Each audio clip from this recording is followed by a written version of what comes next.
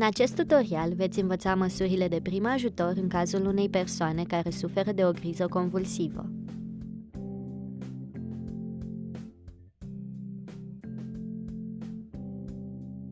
În timpul crizei, nu deplasați victima decât în cazul în care se află într-o poziție periculoasă.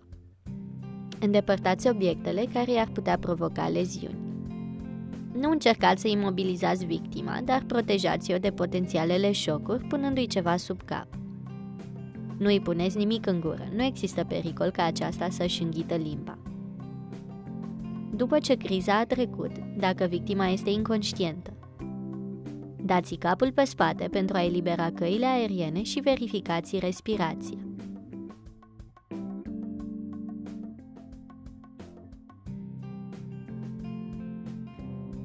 Așezați persoana pe o parte, în poziția laterală de siguranță.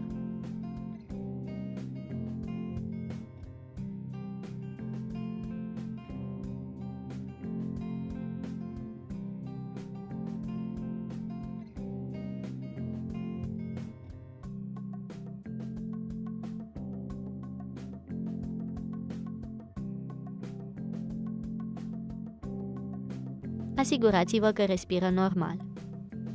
Supravegheați-o până ce își revine complet. Acest lucru ar putea dura câteva minute. Anunțați serviciul de urgență.